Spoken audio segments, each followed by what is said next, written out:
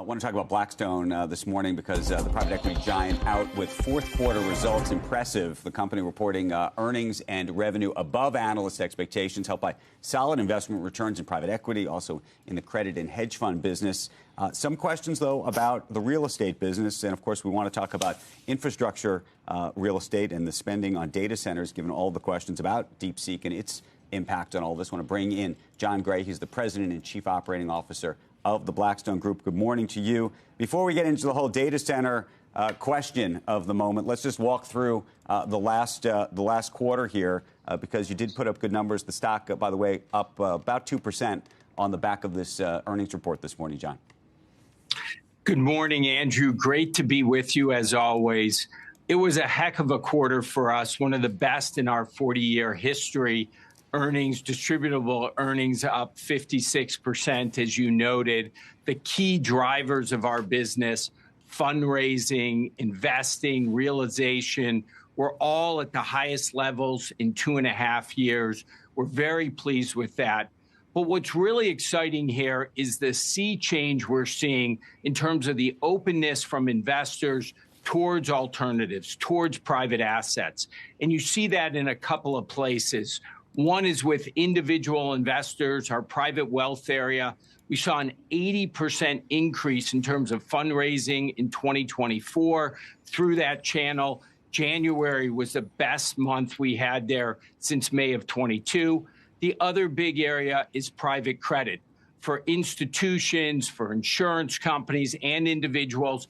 That benefit of bringing them up right to borrowers, capturing some of the excess spread there, that's really driving high levels of growth.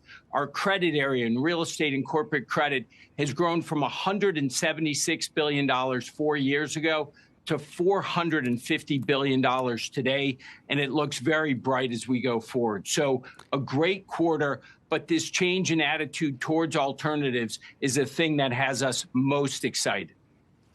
Can we talk about the real estate piece of this? I'm reading a Financial Times headline. Blackstone's BREIT hole keeps growing. What say you? So on real estate, BREIT, which you and I have talked about a number of times, I just start with that. We've delivered 9.5% returns to our customers for 8 years, beating the public REIT index by 65%. We're incredibly proud of that. We've made great decisions by investing in logistics and rental housing and data centers. We focused in the Southeast, Texas, Florida, Georgia. We hedged out the debt before rates went up. We've made a lot of great decisions with that. In terms of that technical question on a shortfall, there's still 4 years to go on that deal we made with Cal Regents. And even if there is a scenario with a maximum payout, we get paid full fees along the way. We also share some of the costs with our employees. And so the net cost of the firm is much less. But I think the bigger question is your point on real estate. And there, I do think we are in the midst of a recovery. The fourth quarter was tougher. There's no question because rates went up.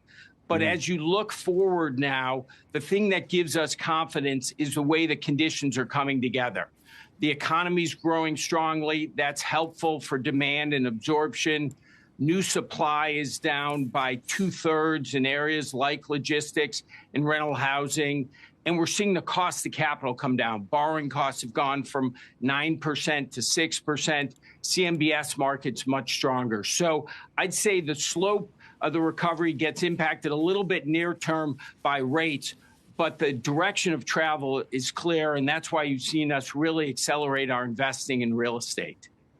Let me ask you one more BREIT question, which I think relates even to the larger business, and then I want to ask you about data centers. On the BREIT front, I think that model, the sort of quasi-liquid fund model, obviously there's been questions about it for a long time, but more importantly, in great success, was going to be a model that was going to be used not just by your firm, but by many others, not just in the real estate space, but in private equity and some other kinds of spaces to have this sort of quasi-liquid kind of fund available to the public in a unique way.